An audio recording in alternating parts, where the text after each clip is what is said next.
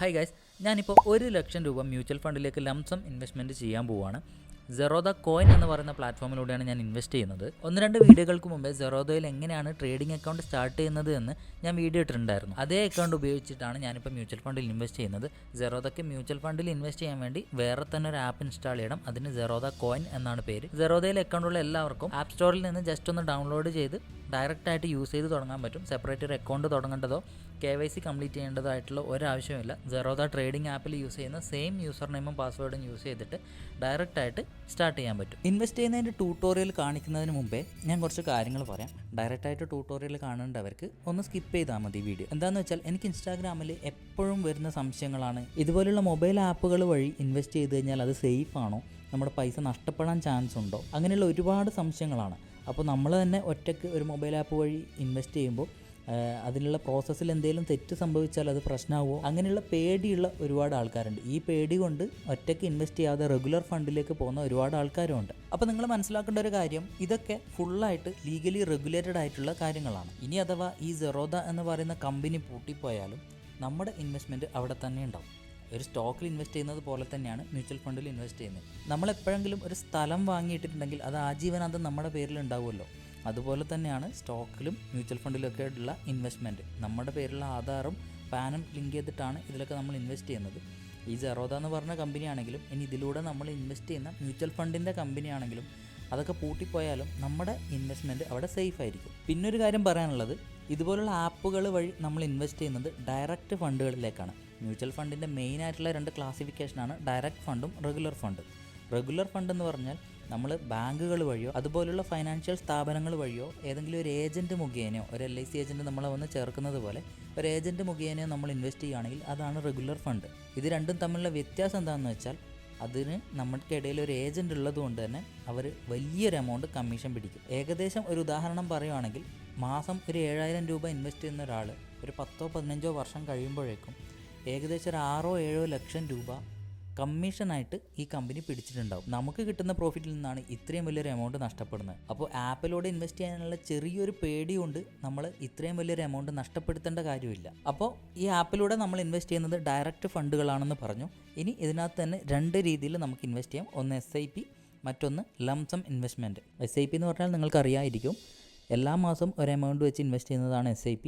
Lump sum എന്ന് പറഞ്ഞാൽ ഞാനിപ്പോൾ ചെയ്യുന്നത് പോലെ എൻ്റെ കയ്യിലൊരു 1,00,000 രൂപയുണ്ട്, അല്ലെങ്കിൽ ലംസമായിട്ട് കുറച്ച് പൈസയുണ്ട്. ബാങ്ക് അക്കൗണ്ടിൽ കിടന്നു കഴിഞ്ഞാൽ എനിക്ക് ആ പൈസ കൊണ്ട് ഒരു ഉപകാരമില്ല. നേരെ മറിച്ച് ആ പൈസ മ്യൂച്വൽ ഫണ്ടിലാണെങ്കിൽ എല്ലാ വർഷവും അതിൽ നല്ലൊരു റിട്ടേൺ എനിക്ക് കിട്ടിക്കൊണ്ടിരിക്കും. അപ്പോൾ ലംസമായിട്ട് ഞാൻ ഈ പൈസ മ്യൂച്വൽ ഫണ്ടിലേക്ക് ഇൻവെസ്റ്റ് ചെയ്യുവാണ്. ഇനി നമുക്ക് ലംസമായിട്ട് എങ്ങനെയാണ് മ്യൂച്വൽ ഫണ്ടിലേക്ക് ഇൻവെസ്റ്റ് ചെയ്യാമെന്ന് നോക്കാം. ഞാൻ സെറോദയിൽ അക്കൗണ്ട് ഓപ്പൺ ചെയ്തതിന് ശേഷം സെറോദയുടെ കൈറ്റ് ആപ്ലിക്കേഷനിലൂടെ ഇൻവെസ്റ്റ്മെൻറ്റ് ചെയ്തിരുന്നു. അത് നിങ്ങൾ കഴിഞ്ഞ വീഡിയോയിൽ കണ്ടിട്ടുണ്ട്. പക്ഷേ കോയിൻ ആപ്പ് ഇപ്പോൾ ഇൻസ്റ്റാൾ ചെയ്തതാണ്. ആപ്പ് ഓപ്പൺ ചെയ്തിട്ട് ലോഗിൻ ക്ലിക്ക് ചെയ്ത് കഴിഞ്ഞാൽ സെറോദ കൈറ്റിൽ യൂസ് ചെയ്യുന്ന സെയിം യൂസർ നെയിമും പാസ്വേഡും ഉപയോഗിച്ചിട്ട് നമുക്ക് ലോഗിൻ ചെയ്യാൻ പറ്റും. ഈ ഫോണിൽ ഫേസ് ID ഉള്ളതുകൊണ്ട് ഓട്ടോമാറ്റിക്കായിട്ട് ലോഗിൻ ആയി. അതിനുശേഷം അലോ എന്ന് ക്ലിക്ക് ചെയ്യണം.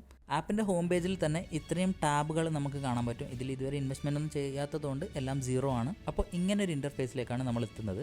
ഇത് എൻ്റെ വൈഫിൻ്റെ പേരിലുള്ള അക്കൗണ്ടാണ്, അതുകൊണ്ടാണ് രജ്ന എന്ന് കാണിക്കുന്നത്. അപ്പോൾ ഇവിടെ നമുക്ക് ഇൻവെസ്റ്റ് ചെയ്യാൻ ഒരു മ്യൂച്വൽ ഫണ്ട് തിരഞ്ഞെടുക്കണം. അതിനായിട്ട് നമ്മൾ ക്ലിക്ക് ചെയ്യേണ്ടത് ഡിസ്കവർ എന്നുള്ള ഈ ഓപ്ഷനിലാണ്. അത് ക്ലിക്ക് ചെയ്ത് കഴിഞ്ഞാൽ ഇത്രയും ഓപ്ഷൻസ് കാണിക്കും. ഇതൊക്കെ മ്യൂച്വൽ ഫണ്ടിൻ്റെ ക്ലാസിഫിക്കേഷൻസ് ആണ് കേട്ടോ. ഇക്വിറ്റി, ഡെപ്റ്റ്, ഹൈബ്രിഡ് എന്നൊക്കെ പറഞ്ഞിട്ട്. ലോങ് ടേമിൽ നല്ലൊരു വെൽത്ത് ഉണ്ടാക്കണമെങ്കിൽ ഇക്വിറ്റി മ്യൂച്വൽ ഫണ്ടിൽ ഇൻവെസ്റ്റ് ചെയ്യുന്നതാണ് ഏറ്റവും നല്ലത്. പക്ഷേ ഇക്വിറ്റി മ്യൂച്വൽ ഫണ്ടിൽ എപ്പോഴും നല്ല റിസ്ക് ഉണ്ട്. എന്തുകൊണ്ടാണെന്ന് വെച്ചാൽ ഇതൊക്കെ സ്റ്റോക്ക് മാർക്കറ്റുമായിട്ട് റിലേറ്റ് ചെയ്തിട്ടുള്ള കാര്യങ്ങളാണ്. ഇനി ഇക്വിറ്റി ക്ലിക്ക് ചെയ്ത് കഴിഞ്ഞാൽ അതിൻ്റെ സബ് കാറ്റഗറീസ് ഒരുപാട് കാണിക്കും. സ്മോൾ ക്യാപ് ഫണ്ടുകളുണ്ട്, ലാർജ് ക്യാപ് ഫണ്ടുകളുണ്ട്, ഇതുപോലെ ഒരുപാട് കാറ്റഗറി ഉണ്ട്. ഇതിൽ നമുക്ക് ഏതാണ് വേണ്ടതെന്ന് വെച്ചാൽ അത് ക്ലിക്ക് ചെയ്ത് കഴിഞ്ഞാൽ ആ കാറ്റഗറിയിലുള്ള ഒരുപാട് ഫണ്ടുകൾ നമുക്ക് ലിസ്റ്റായിട്ട് കാണിക്കും. ഞാൻ ഓൾറെഡി 2 ഫണ്ടുകൾ അനലൈസ് ചെയ്ത് സെലക്ട് ചെയ്ത് വെച്ചിട്ടുണ്ട്.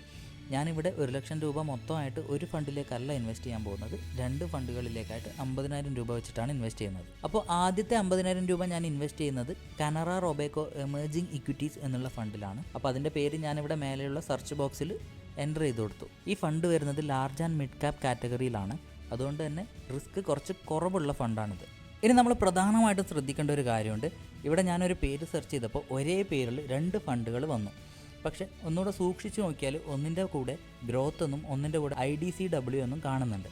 ഇത് രണ്ടും മ്യൂച്വൽ ഫണ്ടിൽ 2 കാറ്റഗറിയാണ്. നമ്മൾ ലോങ് ടേമിലേക്ക് ഒരു വെൽത്ത് ഉണ്ടാക്കണമെന്ന് ആഗ്രഹിച്ചിട്ടാണ് ഇൻവെസ്റ്റ് ചെയ്യുന്നത്. അതുകൊണ്ട് നമ്മൾ നിർബന്ധമായിട്ടും ഗ്രോത്ത് തന്നെ സെലക്ട് ചെയ്യുക.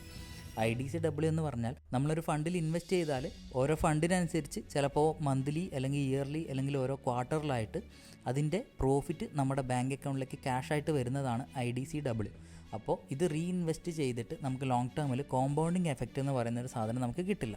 ഗ്രോത്ത് ഫണ്ടുകളുടെ കേസിൽ നമുക്ക് കിട്ടുന്ന പ്രോഫിറ്റ് നമ്മുടെ കയ്യിലേക്ക് വരുന്നില്ല, വീണ്ടും ഇതേ മ്യൂച്വൽ ഫണ്ടിലേക്ക് തന്നെ ഇൻവെസ്റ്റ് ചെയ്യാണ്. അപ്പോൾ ഈ ഒരു കാറ്റഗറിയിലുള്ള ഫണ്ടുകൾ എടുത്താലും മാത്രമേ നമ്മൾ ലോങ് ടേമിലേക്ക് ഇൻവെസ്റ്റ് ചെയ്യുമ്പോൾ SIP ചെയ്യുന്ന ഒരാൾക്ക് 10-20 വർഷം കഴിഞ്ഞാൽ കോടികൾ കിട്ടുമെന്ന് പറയുന്നത് നമ്മൾ കേട്ടിട്ടില്ലേ. അപ്പോൾ ഗ്രോത്ത് ഫണ്ടുകളിൽ ചെയ്താലേ ഇങ്ങനെ നമുക്ക് കിട്ടുള്ളൂ.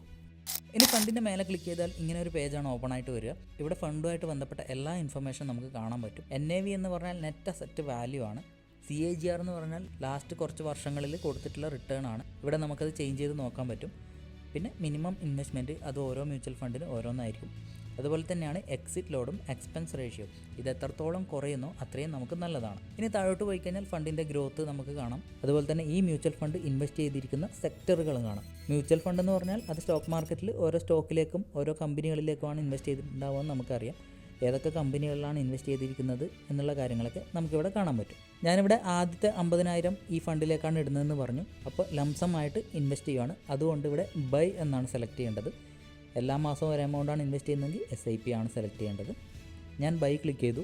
ഇവിടെ ഇൻവെസ്റ്റ്മെൻറ്റ് എമൗണ്ട് എന്നുള്ള സ്ഥലത്ത് ഞാൻ 50,000 എന്ന് എൻ്റർ ചെയ്ത് കൊടുത്തു. താഴെ കണ്ടീഷണൽ ഓർഡർ എന്നുള്ള കോളം ടിക്ക് ചെയ്യരുത്. അത് സ്റ്റോക്ക് മാർക്കറ്റിൽ നമ്മൾ ലിമിറ്റ് ഓർഡർ കൊടുക്കുന്നത് പോലെയാണ്.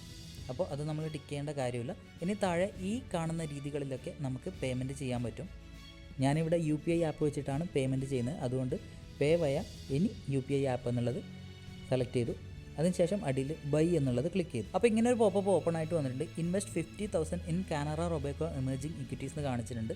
അവിടെ ഇൻവെസ്റ്റ് എന്ന് ഞാൻ ക്ലിക്ക് ചെയ്തു. ഇപ്പോൾ വന്ന മെസ്സേജ് പെൻഡിങ് പേയ്മെൻറ്റ് എന്നാണ്. അടിയിൽ പേ നൗ എന്നൊരു ബട്ടൺ ഉണ്ട്, അത് ക്ലിക്ക് ചെയ്തു. ഈ പേജിൽ നമ്മൾ കാര്യമായിട്ടൊന്നും ചെയ്യാനില്ല. നേരത്തെ എൻ്റർ ചെയ്ത് കൊടുത്ത 50,000 എന്നുള്ള എമൗണ്ട് ഓട്ടോമാറ്റിക്കായിട്ട് അവിടെ വന്നിട്ടുണ്ട്. പിന്നെ ഇവിടെ കാണിക്കുന്ന ബാങ്ക് അക്കൗണ്ട് ഡീറ്റെയിൽസ് നമ്മൾ ഓൾറെഡി സെറോദ ഡിമാറ്റ് അക്കൗണ്ടായിട്ട് ലിങ്ക് ചെയ്തിട്ടുള്ള ബാങ്കാണ്. അതും ഓട്ടോമാറ്റിക്കായിട്ട് അവിടെ വന്നിട്ടുണ്ട്. നമ്മൾ ഒന്നിലധികം ബാങ്ക് അക്കൗണ്ടുകൾ ലിങ്ക് ചെയ്തിട്ടുണ്ടെങ്കിൽ ഇവിടെ ക്ലിക്ക് ചെയ്തിട്ട് ഏത് ബാങ്കിൽ നിന്നാണ് ഇപ്പോൾ പേ ചെയ്യേണ്ടതെന്ന് നമുക്ക് സെലക്ട് ചെയ്യാൻ പറ്റും. ഇനി താഴെയുള്ള കോളത്തിൽ UPI ID ആണ് കൊടുക്കേണ്ടത്. ഈ ബാങ്ക് അക്കൗണ്ടുമായിട്ട് ലിങ്ക് ചെയ്തിട്ടുള്ള UPI ആപ്പിൻ്റെ UPI ID ആണ് ഇവിടെ കൊടുക്കേണ്ടത്. അതും കൂടെ എൻ്റർ ചെയ്ത് കൊടുത്തിട്ട് നമ്മൾ കണ്ടിന്യൂ ക്ലിക്ക് ചെയ്യണം. സെക്കൻഡുകൾക്കുള്ളിൽ തന്നെ നമ്മുടെ UPI ആപ്പിലേക്ക് ഒരു പേയ്മെൻറ്റ് റിക്വസ്റ്റ് വരും. നിങ്ങൾക്കിവിടെ കാണാൻ പറ്റും 50,000 പേയ്മെൻറ്റ് റിക്വസ്റ്റ് എന്ന്. ഞാനിവിടെ യൂസ് ചെയ്യുന്നത് ഫെഡറൽ ബാങ്കിൻ്റെ ബാങ്കിങ് ആപ്പ് തന്നെയാണ്. നിങ്ങൾക്ക് ഏത് UPI ആപ്പ് വേണമെങ്കിലും യൂസ് ചെയ്യാം. ഇത് ബാങ്കിൻ്റെ ആപ്പ് ആയതുകൊണ്ട് എനിക്ക് സ്ക്രീൻ റെക്കോർഡ് ചെയ്യാൻ പറ്റില്ല. അതുകൊണ്ട് ഞാൻ സ്ക്രീൻഷോട്ട് മാത്രമേ കാണിച്ചിട്ടുള്ളൂ. ഒരു UPI റിക്വസ്റ്റ് എങ്ങനെയാണ് ആക്സെപ്റ്റ് ചെയ്യേണ്ടത് നിങ്ങൾക്ക് എല്ലാവർക്കും അറിയാമായിരിക്കും. പേയ്മെൻറ്റ് റിക്വസ്റ്റ് ഞാനിവിടെ കംപ്ലീറ്റ് ചെയ്തു. UPI റിക്വസ്റ്റ് ആക്സെപ്റ്റ് ചെയ്തിട്ട് വീണ്ടും നമ്മൾ കോയിൻ ഓപ്പൺ ചെയ്ത് കഴിഞ്ഞാൽ അവിടെ ഇങ്ങനെ കാണിക്കും പേയ്മെൻറ്റ് സക്സസ്ഫുൾ. ഇനി നമ്മൾ കോയിൻ ആപ്പിൻ്റെ ഹോം പേജിൽ ഇൻവെസ്റ്റ്മെൻറ്റ്സ് എന്നുള്ള സെക്ഷൻ എടുത്തു കഴിഞ്ഞാൽ മേലെ ഏറ്റവും ലാസ്റ്റുള്ള ടാബിൽ ഓർഡേഴ്സ് എന്നുള്ള സ്ഥലത്ത് 1 എന്ന് കാണിക്കുന്നുണ്ടാവും. ആ ടാബിൽ ക്ലിക്ക് ചെയ്ത് കഴിഞ്ഞാൽ നമ്മളിപ്പോൾ ഇൻവെസ്റ്റ് ചെയ്ത എമൗണ്ടും ഏത് ഫണ്ടാണെന്നും ഇവിടെ കാണിക്കും. അതിൻ്റെ സൈഡിൽ പ്രോസസ്സിംഗ് എന്നാണ് കാണിച്ചിട്ടുണ്ടാവുക. നമ്മളൊരു മ്യൂച്വൽ ഫണ്ടിൽ ഇൻവെസ്റ്റ് ചെയ്താൽ ഉടനെ തന്നെ നമ്മുടെ പേരിൽ ആ മ്യൂച്വൽ ഫണ്ട് അലോട്ട് ചെയ്യില്ല. 1, 2 ചിലപ്പോൾ 3 ദിവസം വരെ എടുത്തേക്കാം. ഇനി അതിനിടയിൽ ഹോളിഡേയ്സ് ഒക്കെ ഉണ്ടെങ്കിൽ 4, 5 ദിവസം എടുക്കാം. അപ്പം ഞാൻ ഇൻവെസ്റ്റ് ചെയ്യാൻ ഉദ്ദേശിച്ച 1 ലക്ഷത്തിലെ ആദ്യത്തെ 50,000 ഞാൻ ഈ ഫണ്ടിലേക്ക് ഇൻവെസ്റ്റ് ചെയ്തു. ഇനി അടുത്ത 50,000 ഇതേ മെത്തേഡിലൂടെ തന്നെ HDFC ഫ്ലക്സി ക്യാപ്പ് ഫണ്ടിലേക്കാണ് ഞാൻ ഇൻവെസ്റ്റ് ചെയ്തത്. സെയിം മെത്തേഡാണ്, അതുകൊണ്ട് തന്നെ അത് ഡീറ്റെയിൽ ആയിട്ട് ഇവിടെ കാണിക്കുന്നില്ല. അതും കൂടെ കംപ്ലീറ്റ് ചെയ്തപ്പോൾ നിങ്ങൾക്ക് കാണാൻ പറ്റും ഓർഡേഴ്സ് എന്നുള്ള സ്ഥലത്ത് 2 ഫണ്ടുകളുടെ പേര്. ഇപ്പോൾ 2 ഫണ്ടുകളും പ്രോസസ്സിംഗ് എന്നാണ് കാണിച്ചിട്ടുള്ളത്. ഒരു 3 ദിവസം കഴിഞ്ഞിട്ടുള്ള സ്ക്രീൻഷോട്ടാണ് ഇപ്പോൾ നിങ്ങൾ കാണുന്നത്. ഇവിടെ ഓർഡേഴ്സ് എന്നുള്ള ടാബിൽ 2 ഫണ്ടുകളും കംപ്ലീറ്റ് എന്നാണ് കാണിക്കുന്നത്. നമുക്ക് മ്യൂച്വൽ ഫണ്ടിൻ്റെ യൂണിറ്റ്സ് അലോട്ട് ചെയ്തിട്ടുണ്ട് എന്നുള്ള കാര്യം SMS ആയിട്ടും ഇമെയിൽ ആയിട്ടും ഇൻഫർമേഷൻ നമുക്ക് കിട്ടും. അതിൻ്റെ കൂടെ ഈ ആപ്പിൽ കയറി നോക്കിയാലും കംപ്ലീറ്റഡ് എന്ന് കാണിക്കുകയും ചെയ്യും. ഇപ്പോൾ സ്ക്രീനിൽ കാണുന്ന സ്ക്രീൻഷോട്ട് ഞാൻ ഇൻവെസ്റ്റ് ചെയ്തിട്ട് ഏകദേശം 1 മാസം കഴിഞ്ഞിട്ട് എടുത്ത സ്ക്രീൻഷോട്ടാണ്. അപ്പോൾ ഹോം പേജിൽ തന്നെ നമുക്ക് കാണാൻ പറ്റും. ഇത് ഇൻവെസ്റ്റ് ചെയ്ത് ഒരു 3-4 ദിവസം കഴിഞ്ഞാൽ തന്നെ നമുക്ക് കാണാൻ പറ്റും. ഞാൻ കാണിക്കുന്നത് 1 മാസം കഴിഞ്ഞിട്ടുള്ള സ്ക്രീൻഷോട്ടാണ്. അതുകൊണ്ട് ഹോം പേജിൽ തന്നെ P&L എന്നുള്ള സ്ഥലത്ത് നമുക്ക് എത്രയാണ് പ്രോഫിറ്റ് എന്നുള്ളത് കാണാൻ പറ്റും. P&L എന്ന് പറഞ്ഞാൽ പ്രോഫിറ്റ് ആൻഡ് ലോസ് എന്നാണ്. എത്ര രൂപയാണ് പ്രോഫിറ്റ്, അതിൻ്റെ പേഴ്സൻറ്റേജ് എത്രയാണ് അക്കോർഡിംഗ് ടു നമ്മുടെ ഇൻവെസ്റ്റ്മെൻറ്റ്. അതിൻ്റെ കൂടെ താഴെ ഇൻവെസ്റ്റഡ് എത്രയാണ്, കറണ്ട് എത്രയാണ്, അതായത് കറണ്ട് വാല്യൂ. ഇൻവെസ്റ്റ് ചെയ്തതും പ്രോഫിറ്റും കൂട്ടിയിട്ടാണ് കറണ്ട് വാല്യൂ കണക്കാക്കുന്നത്. ഇപ്പം നിങ്ങൾക്ക് മനസ്സിലായിട്ടുണ്ടാവും ഒരു മ്യൂച്വൽ ഫണ്ടിലേക്ക് ഇൻവെസ്റ്റ് ചെയ്യുന്നത് നമ്മുടെ ഫോണിലൂടെ തന്നെ ഡയറക്റ്റ് ഫണ്ടിലേക്ക് ഇൻവെസ്റ്റ് ചെയ്യുന്നത് എത്രത്തോളം ഈസി ആയിട്ടുള്ളൊരു കാര്യമാണെന്ന്. അപ്പോൾ ഇനി ഇത് കോംപ്ലിക്കേറ്റഡ് ആണെന്ന് വിചാരിച്ച് ഇനി മുതൽ ആരും റെഗുലർ ഫണ്ടിലേക്ക് പോകരുത്. റെഗുലർ ഫണ്ട് എന്ന് പറഞ്ഞാൽ നമുക്ക് നഷ്ടം വരുന്ന ഒരു ഏർപ്പാടാണ്. മാത്രമല്ല ഇന്നത്തെ കാലത്ത് മ്യൂച്വൽ ഫണ്ട് എന്ന് പറഞ്ഞ് യൂലിപ്പ് പോലെയുള്ള മറ്റ് പ്രോഡക്റ്റുകൾ നമ്മളെ കൊണ്ട് എടുപ്പിച്ച് നമ്മളെ പറ്റിക്കുന്ന ഒരുപാട് സിനാറിയോസ് നടന്നുകൊണ്ടിരിക്കുന്നുണ്ട്. അതുകൊണ്ട് തന്നെ എല്ലാ ഇൻവെസ്റ്റ്മെൻറ്റും നമ്മൾ സ്വന്തമായിട്ട് ചെയ്യാൻ ശ്രമിക്കുക. നിങ്ങൾ ഇതുപോലെ ആപ്പ് വഴി ഇൻവെസ്റ്റ് ചെയ്യാൻ ഉദ്ദേശിക്കുന്ന ഒരാളാണെങ്കിൽ വളരെ വിശദമായിട്ട് ഈ വീഡിയോ കണ്ട് മനസ്സിലാക്കിയിരിക്കണം. എന്താണെന്ന് വെച്ചാൽ ഈ വീഡിയോയിൽ പല സ്ഥലത്തായിട്ട് ഞാൻ പറയുന്നുണ്ട് ഇന്ന കാറ്റഗറി സെലക്ട് ചെയ്യണം, ഇന്ന കാറ്റഗറി തന്നെ സെലക്ട് ചെയ്യണം എന്നൊക്കെ. അപ്പോൾ എല്ലാ കാര്യങ്ങളും വിശദമായി മനസ്സിലാക്കിയതിന് ശേഷം മാത്രം ഇൻവെസ്റ്റ് ചെയ്യണം. ഈ വീഡിയോ കണ്ടിട്ട് നിങ്ങൾക്ക് എന്തെങ്കിലും ഡൗട്ടോ കാര്യങ്ങളോ ഉണ്ടെങ്കിൽ നിങ്ങൾക്ക് ധൈര്യമായിട്ട് എന്നെ ഇൻസ്റ്റാഗ്രാമിലൂടെ കോൺടാക്ട് ചെയ്യും. ഞാൻ ഇൻസ്റ്റാഗ്രാമിൽ മാത്രമാണ് ആക്റ്റീവായിട്ടുള്ളത്. എനിക്ക് വാട്സാപ്പ് ഗ്രൂപ്പോ വാട്സാപ്പ് ചാനലുകളോ ടെലിഗ്രാം ചാനലുകളോ ഒന്നുമില്ല. എൻ്റെ പേരിൽ ടെലിഗ്രാം ചാനൽ തുടങ്ങി ആൾക്കാരെ പറ്റിക്കുന്ന, പൈസ നഷ്ടപ്പെടുത്തുന്ന ഒരുപാട് സ്കാമുകൾ ഇപ്പോൾ നടന്നുകൊണ്ടിരിക്കുന്നുണ്ട്. അതുകൊണ്ടാണ് ഇത് എടുത്തു പറഞ്ഞത്. ഏതെങ്കിലും തരത്തിലുള്ള ഇൻവെസ്റ്റ്മെൻറ്റോ ട്രേഡിങ്ങോ റിലേറ്റഡ് ആയിട്ടുള്ള കാര്യങ്ങളിൽ നിങ്ങൾക്കുള്ള ഡൗട്ടുകൾ ധൈര്യമായിട്ട് എന്നോട് ചോദിക്കാവുന്നതാണ്.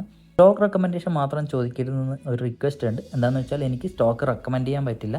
ഞാൻ സെബി രജിസ്റ്റേർഡ് അനലിസ്റ്റ് അല്ല, ഞാൻ ജസ്റ്റ് ഒരു ട്രേഡറാണ്. അതുകൊണ്ട് തന്നെ എനിക്ക് സോഷ്യൽ മീഡിയയിലൂടെ സ്റ്റോക്ക് റെക്കമെൻഡ് ചെയ്യാൻ പറ്റില്ല. അതുകൊണ്ടാണ് അങ്ങനെ പറയുന്നത്.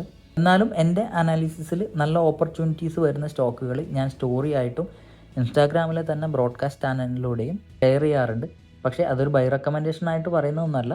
ഒരു നല്ലൊരു ഓപ്പർച്യൂണിറ്റി ഉണ്ട്, നിങ്ങൾ വേണമെങ്കിൽ അനലൈസ് ചെയ്തിട്ട് നിങ്ങൾക്ക് ഓക്കെ ആണെങ്കിൽ വാങ്ങിക്കോ എന്നുള്ള അർത്ഥത്തിലാണ് ചെയ്യുന്നത്. അപ്പോൾ നിങ്ങൾക്ക് അങ്ങനെയുള്ള കാര്യങ്ങളൊക്കെ വേണമെന്നുണ്ടെങ്കിൽ എന്നെ ഒന്ന് ഇൻസ്റ്റാഗ്രാമിൽ കോൺടാക്ട് ചെയ്യുക, ഇൻസ്റ്റാഗ്രാമിൽ ഒന്ന് ഫോളോ ചെയ്യുക.